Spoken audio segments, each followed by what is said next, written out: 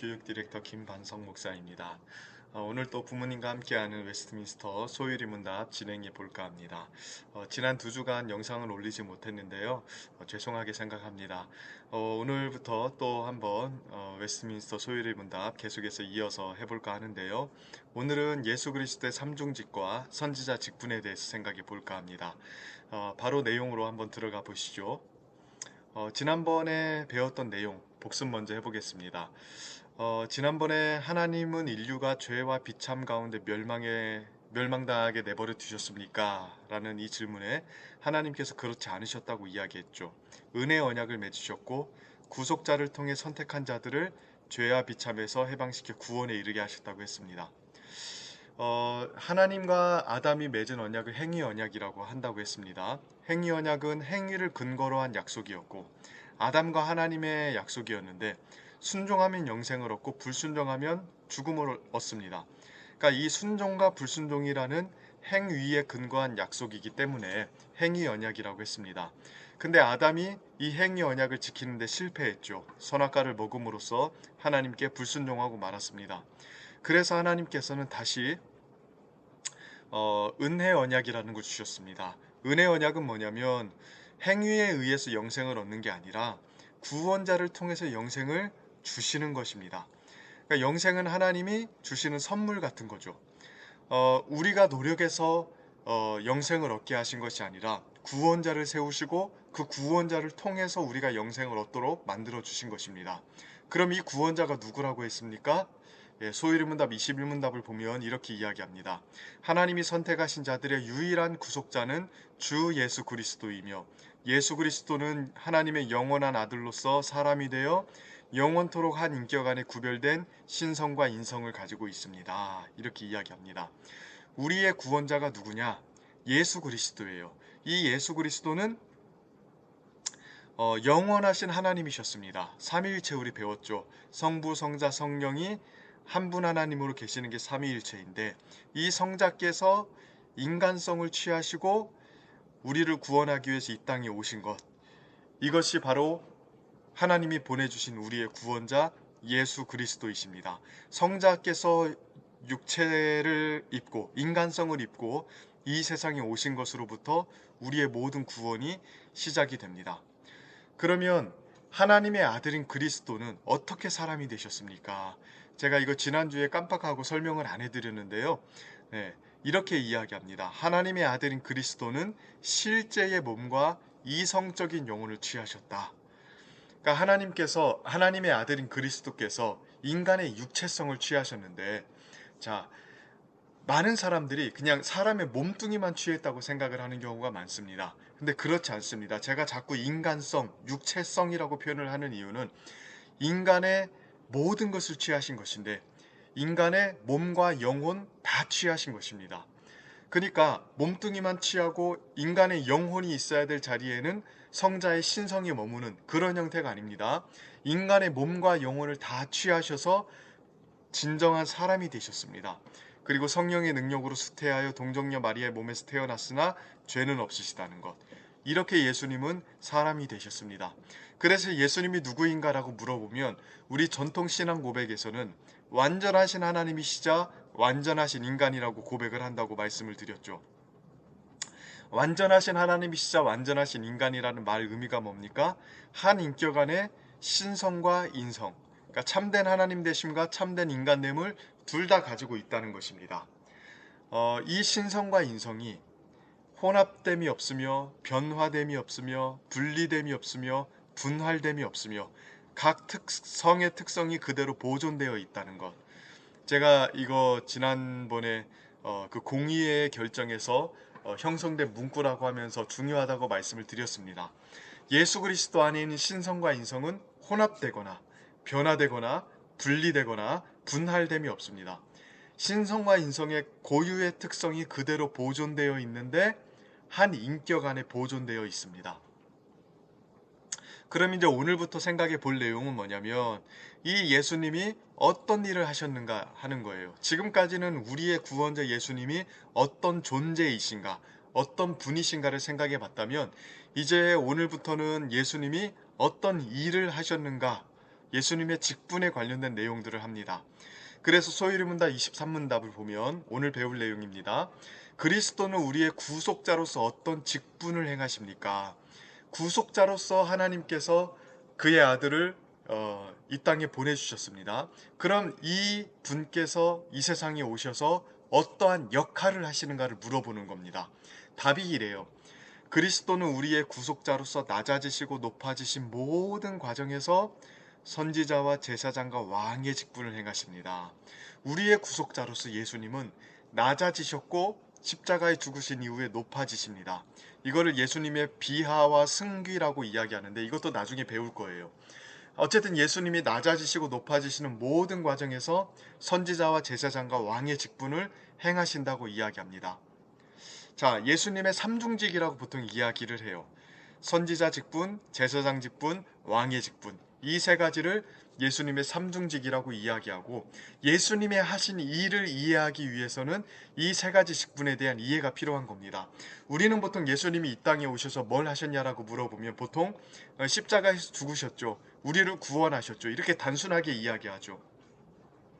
그러나 전통신앙 고백과 교리에서는 조금 더 세분화되어 이야기합니다. 단순히 십자가에 죽으셨어요 이렇게 이야기하는 게 아니라 세 가지 직분을 가지고 이 직분에 걸맞는 일을 하셨다고 이야기하는 거예요.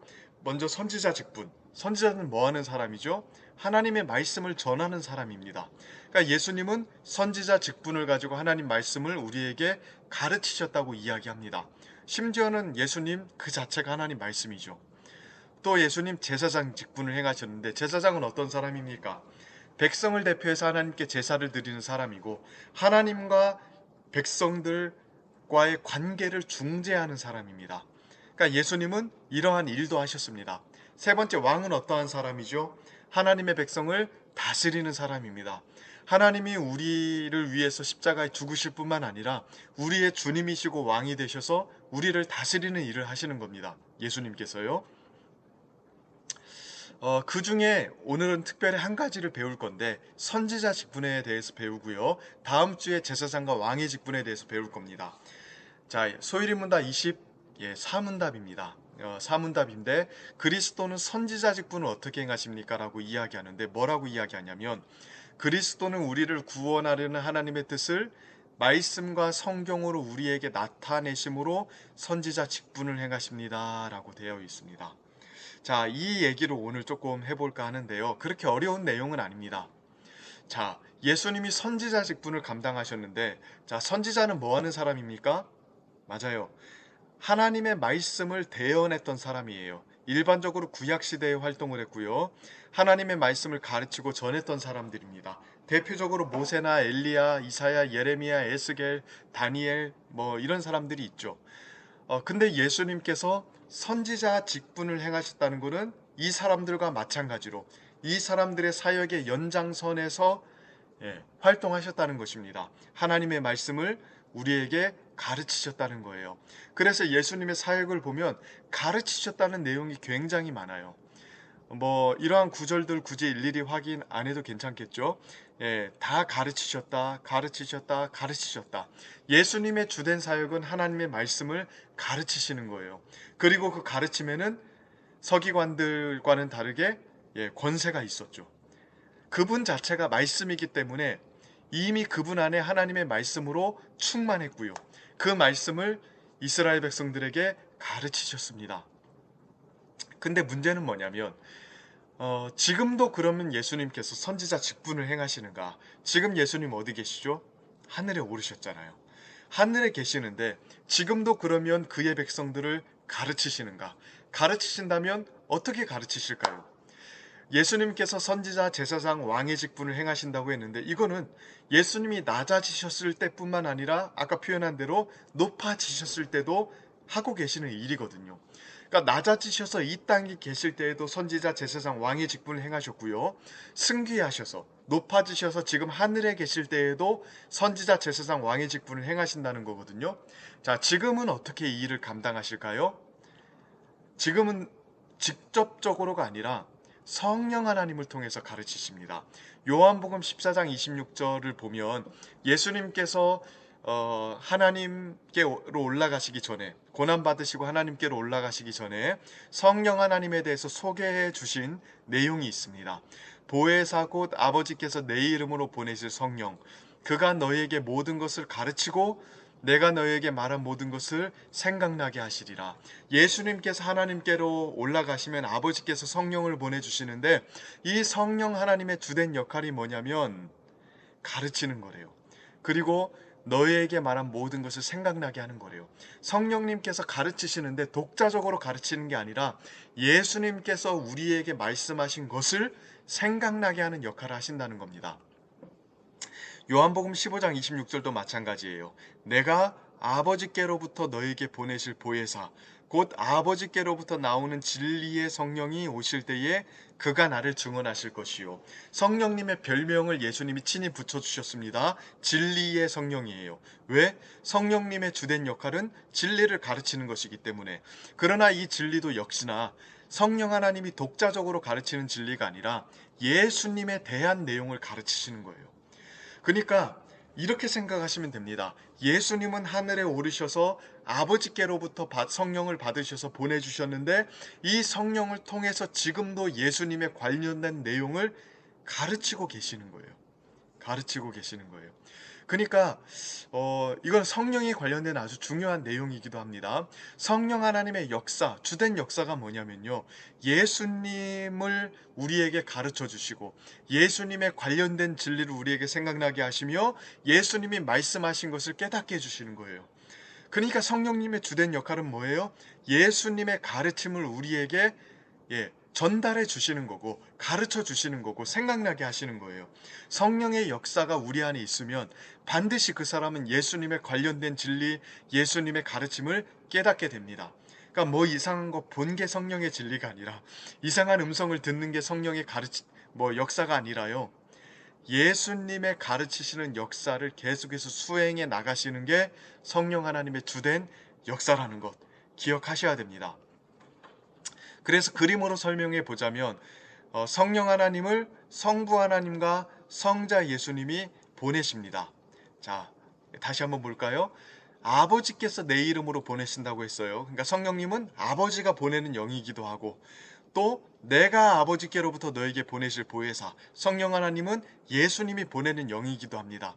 그래서 우리 전통 신앙 고백에는 성령님을 가리켜서 아버지와 아들로부터 보냄받은 영이라고 이야기합니다. 1056년인가요? 동방교회와 서방교회가 분리가 되는데 주된 요인 중에 하나가 이 요인이었어요. 동방교회는 성령 하나님이 아버지로부터만 보냄받는다고 이야기를 했어요. 근데 서방교회는 아버지와 아들로부터 보냄을 받는다고 이야기하면서 성령의 역사를 성자 예수님의 역사와 묶어 놓았죠. 이 이론을 필리오케 이론이라고 이야기합니다. 라틴어로 필리오케, 성자와 함께라는 뜻이거든요.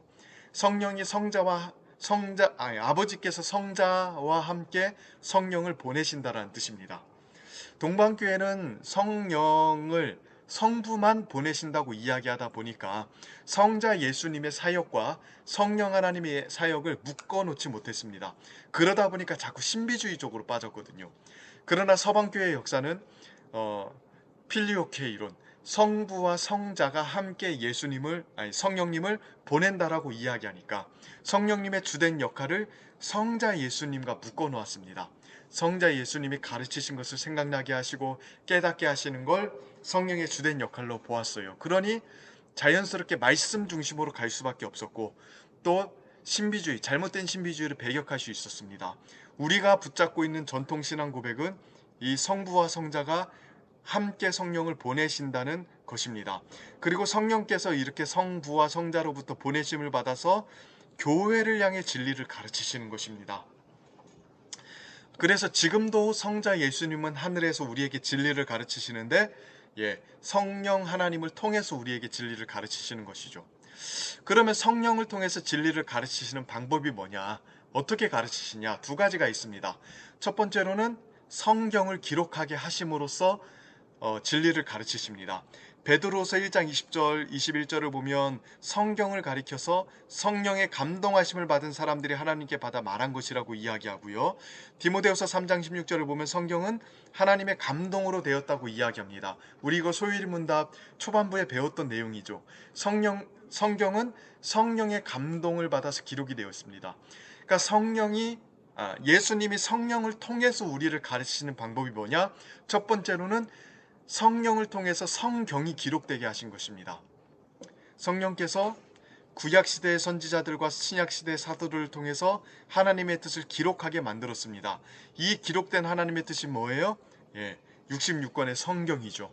이 성경을 우리에게 주신 것, 이게 첫 번째로 예수님이 성령을 통해서 진리를 가르치시는 방법이고요. 두 번째로는 이 성경을 통해서 깨닫게 해주시는 겁니다. 성령님은 성경을 쓰신 분이고 성경을 쓰셨기 때문에 성경을 가장 잘 아시는 분이고 성경을 깨닫게 해주시는 분이십니다. 우리가 성경을 읽을 때에 예수님은 성령님을 통해서 성경을 이해할 수 있도록 조명해 주십니다. 그러니까 성령의 감동하시는 역사는 구약의 선지자들과 신약의 사도들에게만 한정된 겁니다.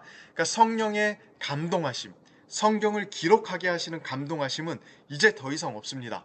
사도들과 선지자들에게만 한정된 겁니다. 그러면 지금은 뭘 하시냐? 성령으로 감동된 성경을 읽을 때에 우리의 마음을 조명해 주시는 것입니다. 깨닫게 해주시는 것이죠. 그러니까 성경을 기록하신 성령께서 우리로 하여금 성경을 깨달을 수 있도록 조명해 주시는 역할을 지금도 계속하는 거예요. 그러니까 우리는 성경을 읽을 때마다 성령 하나님의 조명하심이 있어야만 제대로 성경을 이해할 수 있는 겁니다. 날마다 여러분 기도하십니까? 성경을 읽을 때에 하나님, 내 지성으로 성경을 이해할 수 없습니다. 성령 하나님께서 조명하여 주옵소서. 여러분이 이 내용 붙잡고 기도하시면서 성경을 읽으시나요? 그래서 우리가 지금도 지속적으로 예수님의 가르침을 받으려면 두 가지가 필요합니다. 예수님께서 성령님을 통해서 기록한 성경 말씀을 날마다 읽어야 됩니다. 두 번째로 성경을 읽을 때에 성령께서 조명해 주시도록 구해야 됩니다. 그럴 때에 지금도 선지자 역할을 해주시는 예수님의 가르침을 계속해서 받을 수 있는 거예요. 여러분들 지금도 예수님이 우리의 선지자 되셔서 우리를 날마다 가르쳐 주시고 인도해 주시기를 원하십니다. 날마다 성경 말씀 앞으로 나아가는 우리 성도님들 되기를 축복합니다. 그리고 우리 아이들에게도 이 내용을 가르쳐 주셔서 정말로 우리 아이들이 하나님 말씀을 붙잡고 평생 예수님의 가르침 속에서 살 수 있도록 성령님의 조명하심이 우리 아이들 마음속에 비추음으로 인해서 말씀을 깨닫고 변화되는 일들이 있기를 날마다 구하고 추구하는 우리 부모님들 되셨으면 좋겠습니다. 네, 제 강의는 여기까지입니다. 강의 들으시느라 고생하셨고요. 다음 주에도 하나님 말씀으로 찾아뵙도록 하겠습니다. 한 주간 평안하게 잘 지내시기를 바랍니다.